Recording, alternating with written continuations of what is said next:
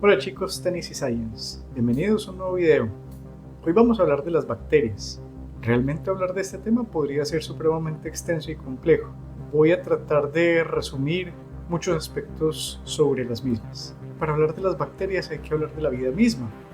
Las bacterias quizá fueron los primeros organismos vivos sobre la faz de la Tierra. En un ambiente actualmente considerado hostil en los fondos o lechos marinos, había una especie de caldo primigenio que podía tener una serie de minerales y que de alguna u otra forma se creen que pudieron haber permitido que moléculas de RNA tuvieran procesos de autorreplicación.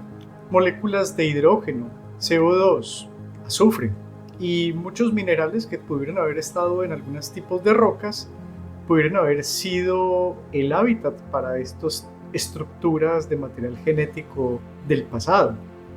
Lo que surge de ahí en adelante es que posiblemente fue una estructura quimioautótrofa anaerobia que permitía de alguna u otra forma obtener energía de sustancias con azufre, por ejemplo, de fuentes termales.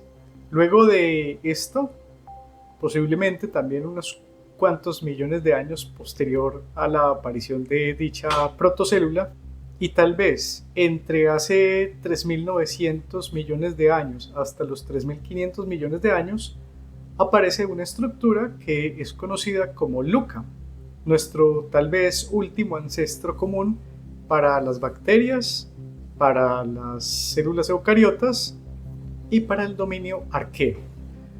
La evolución no es lineal, la evolución es una gran rama de circunstancias que se dan básicamente a través del tiempo, a través de las mutaciones del material genético. Y pues si ustedes se ponen a pensar, tuvo que haber existido una especie de ancestro común para todos los organismos vivientes en el pasado.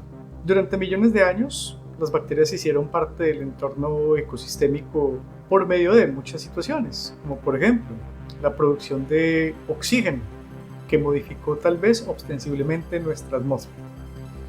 Las bacterias en realidad hacen muchas cosas, no solamente son encargadas de ser patógenas para los organismos vivos, sino que ellas hacen parte de procesos absolutamente normales, como por ejemplo la fijación de nitrógeno, que es indispensable para las plantas. Y no solo esto, muchos organismos coexisten con millones de bacterias para diferentes tipos de procesos fisiológicos. Solo piensen, ¿cómo se puede convertir el pasto que una vaca consume en la proteína de sus propios músculos? Si no fuera por las bacterias que estos rumiantes tienen en sus tractos digestivos, esto simplemente no sería posible. Lo que nos interesa es revisar las bacterias que pueden ser potencialmente patógenas, y en el pasado ya las mismas causaban un gran número de enfermedades, tanto en animales, en los primeros homínidos y en las plantas. Cuando nuestros antepasados consumían carne cruda, algunas veces se encontraban con animales que podían estar entrando en procesos de descomposición o animales débiles que enfermaban por alguna circunstancia. Esto dio a que algunas especies de homínidos, como por ejemplo el Homo sapiens, aprovechara algunos recursos como el fuego.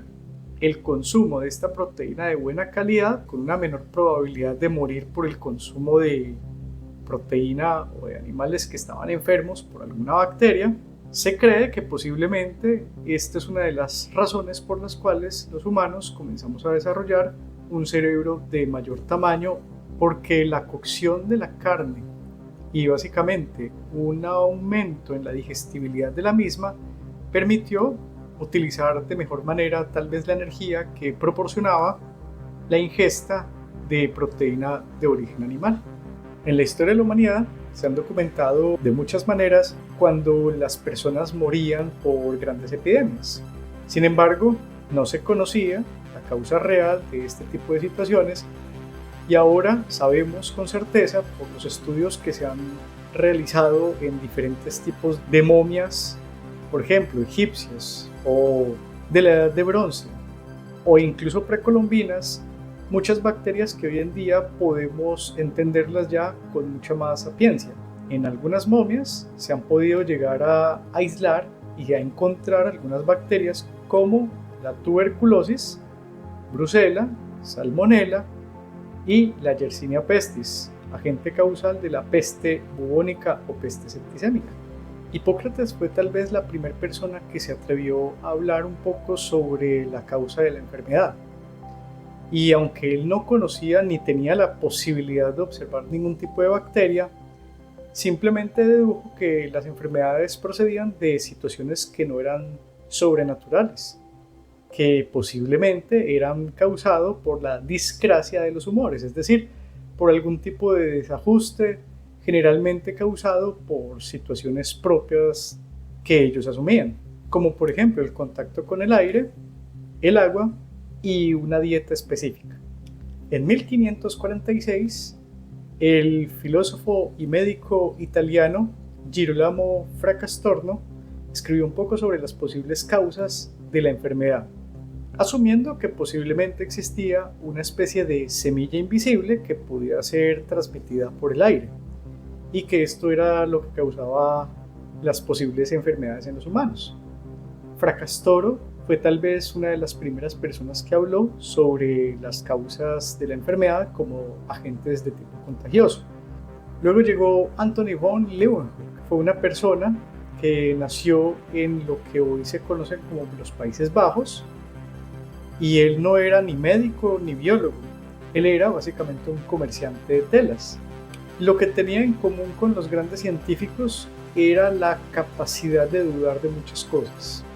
A Leeuwenhoek se le debe en gran medida la construcción de los primeros lentes, con los cuales él comenzó a observar diferentes tipos de estructuras de la naturaleza. Por ejemplo, gotas de los charcos, gotas de la lluvia, la sangre y prácticamente todo lo que se le ocurría durante décadas. Aproximadamente entre 1670 y 1690 escribió un sinnúmero de cartas a la Royal Society en Inglaterra, y él lo que mostraba en sus escritos era una serie de dibujos de lo que él veía sobre esa lente que él mismo construyó. El escepticismo en sí mismo hace parte de la ciencia, y muchas personas en Londres no creían lo que Leeuwenhoek podía estar postulando. Fue cuando Leeuwenhoek viajó directamente hacia Londres y pudo mostrarles a ellos el equipo que él mismo construyó, que era una especie de microscopio supremamente rudimentario, pero con lo cual podían observar estructuras de micras de tamaños diversos. A estas estructuras que él observaba, que muchas de ellas podían tener vida, como por ejemplo las bacterias grandes, las llamó animalículos. Y pudo demostrar en estas pequeñas muestras habían submundos microscópicos. Leeuwenhoek era una persona supremamente recelosa con su saber, con su conocimiento, y lastimosamente no le dijo a muchas personas cómo se elaboraban dichas lentes especiales. A la par, Robert Hooke también desarrollaba una serie de microscopios con los cuales pudo ver, por ejemplo, las células de los corchos y de algunas estructuras vegetales. También el Dr. Lister, quien modificó algunos microscopios y permitió con sus nuevos equipos mejorar la aberración cromática y esférica de lo que se veía. Esto fue óptimo para que el Dr. Koch y el Dr. Pasteur pudieran hacer sus trabajos en el siglo XIX. Un cazador de microbios que hay que notar ampliamente fue el sacerdote Lázaro Spallanzani. En 1765 y durante años cercanos a este, el profesor y sacerdote Spallanzani se dedicó a refutar el origen de la vida. Muchas personas todavía asumían que la generación espontánea era tal vez lo que marcaba de hecho que muchos organismos sobre la faz de la Tierra principalmente se originaban desde la nada. Spallanzani refutó con diversos estudios supremamente novedosos en los cuales investigaban generalmente con carnes y las metían dentro de recipientes posiblemente esterilizados con el calor. Spallanzani refutó la teoría de la generación espontánea, y esto fue una gran revolución científica porque durante siglos, tal vez durante toda la vida de la existencia del Homo sapiens, se había creído que la vida podía proceder de una especie de diseñador inteligente.